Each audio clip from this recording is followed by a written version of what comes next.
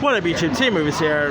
Now, one of my favorite actors from the 1980s has got to be Rick Moranis. Now, I'm sure you guys know that Rick Moranis ended up getting sucker punch here in New York City, which, oh man, I hope they find that dude. I mean, you do not sucker punch Rick Moranis. Like, he is the man. I really hope they find that dude, like, pronto. But, you know, Rick Moranis seems like he's making a bit of a comeback. You know, he had a bit of, like, he had, like, a phone commercial with Ryan Reynolds, which I thought was a pretty cool phone commercial. He is, you know, he is still supposed to be back for the Disney, for the third Honey, I Shrunk the Kids film with Josh Gad coming. I'm still hoping we'll see it back in the Ghostbusters film. It'll be cool to see him making a full-on comeback. But until then, I decided to go ahead and do my top 10 favorite Rick Moranis movies, because this guy is the man. I mean, he has like one heck of a resume. You know, he ended up retiring in I think late 1990s because his wife, you know, tragically passed away. So he decided to retire to, you know, raise his kids, and it's gonna be pretty. And you know, I think that's a hero right there. But it's gonna be pretty cool to see him fully like make a bit of a comeback now. Anyway, with that being said, here's my 10 favorite Rick Moranis movies. All right. Coming in at number 10, I'm gonna go with the film Streets of Fire. Now this stars Willem Dafoe, who plays this guy named Raven Shaddock, who, along with his gang of mercenaries, biker friends, end up kidnapping this rocker singer named Ellen A, played by Diane Lane, and Ellen's former lover, who's this soldier for hire named Tom Cuddy, played by Michael Pierre, happens to be like passing through the town for a visit, and you know, he wants to try have a attempt to you know, save, like, pretty much save her and all. And you got Bill. You got Ellen's manager, Billy, played by Rick Moranis, who hires Tom to rescue Ellen. And I gotta say, Streets of Fire got released in 1984. It's a pretty cool action. I mean, who knew that? It does have comedy in it, but it's more of a serious Rick Moranis than you used to see him. But I thought he was really good. His like chemistry with Michael Pierre was pretty good. Willem Dafoe was terrific. Diane Lane was great. You know, I mean, it is directed by Walter Hill, the guy who gave us 48 Hours and The Warriors, so he did a pretty good job with a film like this. I mean, if you guys have not really seen Streets of Fire yet, give that one a shot. It's a really good one. Number 9, I'm going to go with Parenthood. Now, of course, it ended up getting turned into a TV show on NBC, but before that, it was like a feature film. And in it, the film was directed by Ron Howard, and it starred Steve Martin, who plays the character named Gil Buckman, who tries to struggle his defiance of his children, thinking that they reflect poor on his you know, parenting skills and all. And so like Gil's siblings, you know, pretty much only add to the stress, you know, of his life. And so you got one of his sisters, played by Diane Weiss, who faces difficulty when her teen daughter, played by Martha Plimpton, ends up becoming pregnant.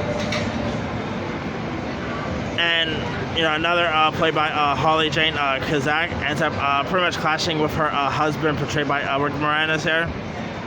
And she ends up pretty much asking for like you know, more children here. So like Gil, immature brother named played by Tom Hulus, also turns up. And so it's pretty much a film about family and all that. Ron Howard did a pretty good job at directing this. I mean, Rick Moranis and Steve Martin both have worked together a couple times, and those two really have some really sweet chemistry. I really thought Moranis and Martin both like their chemistry in this was definitely cool to watch. I mean, if you guys have not really seen Parenthood yet, give it a shot. I believe we even had Keanu Reeves was also in this. I mean, it's a pretty nice, charming film. Definitely give that one a watch. Alright, coming in at number 8 is the Canadian classic Strange Brew. Now, Rick Moranis actually got his start on this Canadian show called, I think it's called SCTV, I think it was called.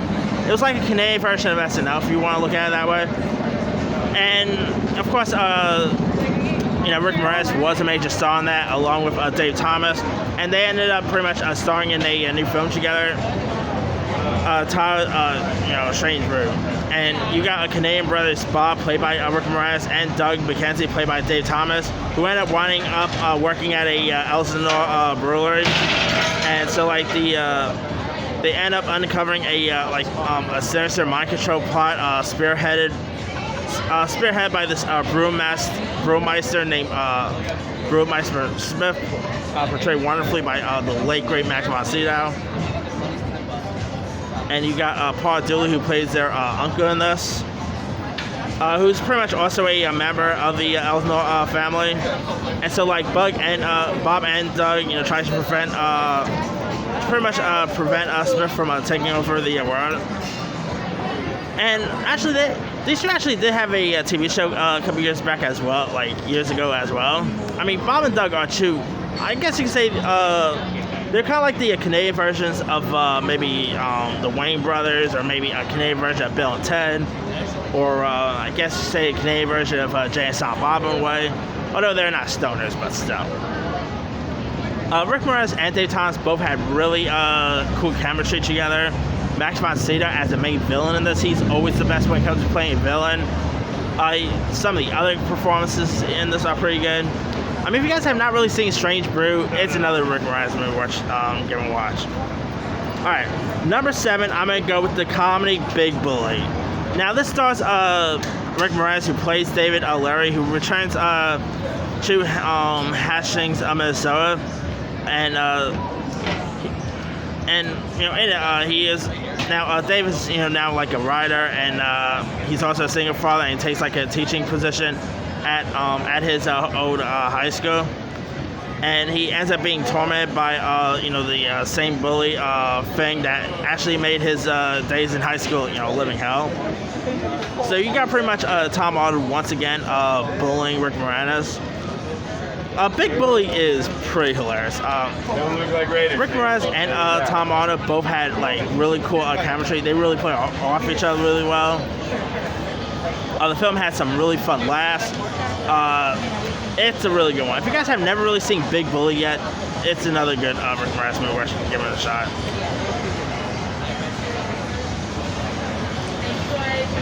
And it's pretty cool that Tom Arnold and Rick Moranis still keep in touch. I think that's pretty cool right there. Alright, number 6, I'm going to go with Lil Giant. Now, you got Rick Moranis, who plays this nerdy guy named Danny O'Shea, who has felt like inferior to his... and you got Ed O'Neill, who portrays his brother here, who's a former football star, and Danny ends up running a station, while his brother Kevin, played by the aforementioned Neil, pretty much... coaches the local football team, and so like Kevin's team ends up rejecting Danny's daughter Becky, portrayed by Shauna Waldron, and because of course she's a girl, and you guys know how that usually is nowadays. And so like her dad ends up starting like a rival with the team, and it's a pretty funny football comedy. Ed O'Neill and Rick Moranis both were really fun together. The football scenes were pretty cool to watch. I guess you could say this is like a bit of an underdog football comedy tale. It's a really good one. Definitely go check out Lil Giant if you guys never seen that. Number 4, I'm going to go with 1994's live-action remake of The Flintstones. Now, of course, you got John Goodman, who portrays the hero of Fred Flintstone. You got Rick Moranis, who portrays the role of Barney Rubbles. Elizabeth Perkins plays the role of Wilma. You got Rosie O'Donnell, who portrays the role of Betty Rubbles. Elizabeth Taylor, of course, plays Wilma's mother. Does a great job here. I mean, yeah, 1994's The Flintstones is actually much funnier than most people may actually be. Of course, it is a live action of the classic cartoon series, which, by the way, happy 60th to the Flintstones. Crazy that the animated Flintstones is 60 years old. Like, just wrap your heads around that. But anywho, Yeah, 1994's live action Flintstones is such a fun one. I mean, come on, you got a live action Bam Bam in this, who is always pretty funny. You got a live action Pebbles. I mean, Dino is cool, pretty cool in this, and I'm really cool. I still tad bit prefer Stephen Baldwin's Barney Rubbles over Rick Moranis' Barney, to be honest with you. But still, that does take away how good Rick Moranis was as Barney. Like, his on-screen chemistry with John Goodman's Fred Flintstone was great. You could really buy them as Fred and Barney. I mean, Barney was always a fun, interesting character in the cartoon glories, but it was pretty cool seeing him go live action for him. And the Flintstones is a really good one. If you guys have not really seen the 1994 Flintstones one yet, definitely give that one a watch. Alright, number 4, I'm going to go with 1984's Ghostbusters. Most people probably have this on a little higher, really. But 1984's Ghostbusters is still a classic. I mean, Rick Moranis' character, Louis Talley, is such a scene stealer. He really steals the whole film. I mean, I still always wish they had done some sort of spin-off of the Louis character, because he was always hilarious in the Ghostbusters films. Of course, he plays the next-door neighbor to Sigourney Weaver's character here. And Ghostbusters is just a classic horror comedy. I mean, come on, who are you gonna call Ghostbusters? One of the most iconic theme music there is. Rick Moranis is like I said, he was hilarious in this one, and of course he was in Ghostbusters 2, which Ghostbusters 2 was good too, but I admit it was a bit of a step down from the first Ghostbusters. I think he's much better in the first Ghostbusters than he was in the second one, to be honest with you. But yeah, he also had some really fun lines in this. You know what? It would be like, I know Dan Aykroyd, Bill Murray, Sigourney Weaver are supposed to be appearing in Ghostbusters Afterlife, but to be honest, I saw it still. In one way, I would love to see Rick Moranis have some sort of part. It would be super sweet, but I don't think that's gonna really happen. But, hey, if he's returning for another Honey, I Shrunk the Kids, maybe he'll return for another Ghostbusters. Who knows?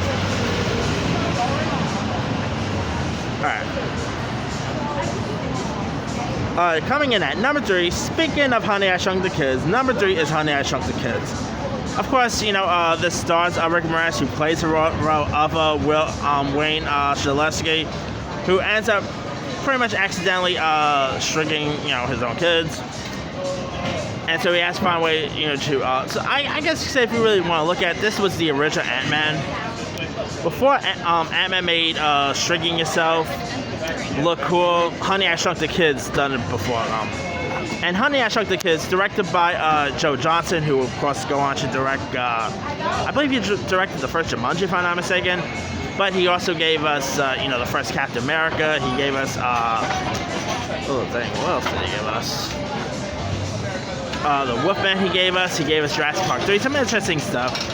But, I mean, the effects in this at the times, I believe this got released in 1987 or 89, late 1980s.